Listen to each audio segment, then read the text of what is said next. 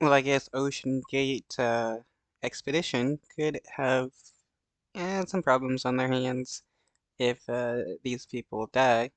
But we begin our report with a search for a submersible missing in the northern Atlantic. 5 people were on board the vessel as it made its way to the depths of the ocean to explore the wreckage of the Titanic.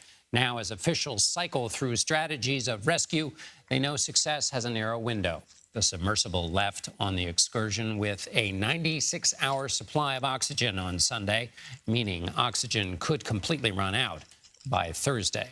CBS News correspondent Roxana Saberi has more on the search of efforts. Search crews are frantically scouring an area larger than the state of Connecticut. But so far, there's no sign of the missing vessel, the Titan, and its 5 passengers. What are the biggest? Well, with how crappily it was made, it probably got stuck somewhere and is unable to float to the surface. Challenges you're facing? You're dealing with a surface search and a subsurface search, and frankly, that makes it an incredibly complex operation. But time is dwindling fast because they're running out of oxygen. We know at this point we're approximately about 41 hours. There's no other trip like this. For the past 2 years, the U.S.-based company Ocean Gate Expeditions has used the submersible to take tourists to the famous Titanic shipwreck, charging $250,000 per person. Though, if you're gonna pay $250,000 for a tour, uh, make sure that the submersible isn't controlled by an Xbox controller.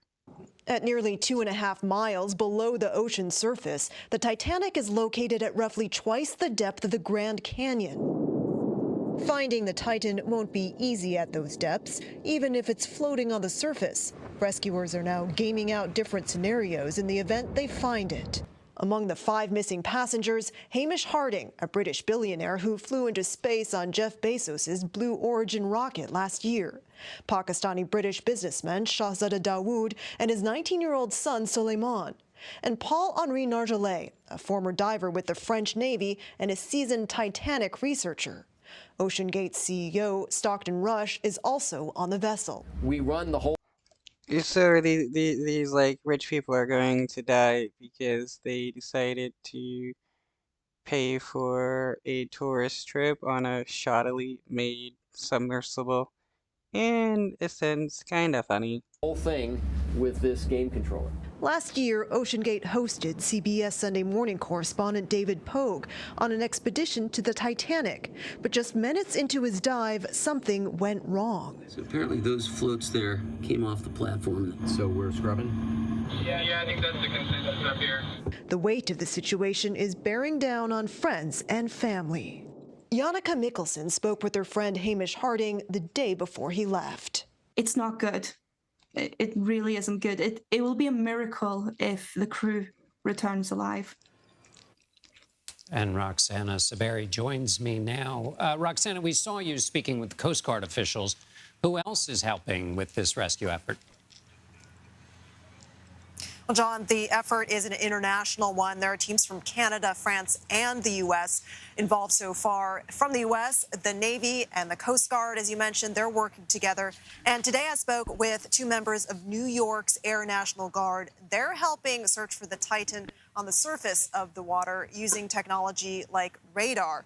But they've said they've already had several challenges yesterday. The weather was not good. Visibility was very poor. There was a lot of rain and fog, and though they had night goggles, they said they had no illumination to help them out at night. They were hoping for better conditions today.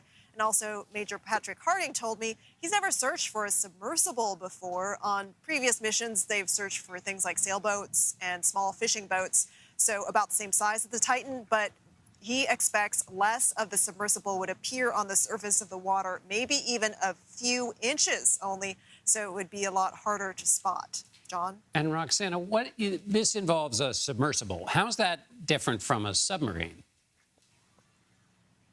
Yeah, they are unlike submarines, which leave and return under their own power. Submersibles require a ship to set them off and then to recover them. We know Ocean Gate had hired the Polar Prince to do just that with the Titan. The Titan was supposed to make multiple dives on each expedition, and the company has described it as, quote, the largest of any deep diving submersible. It reported that 28 people visited the Titanic wreck site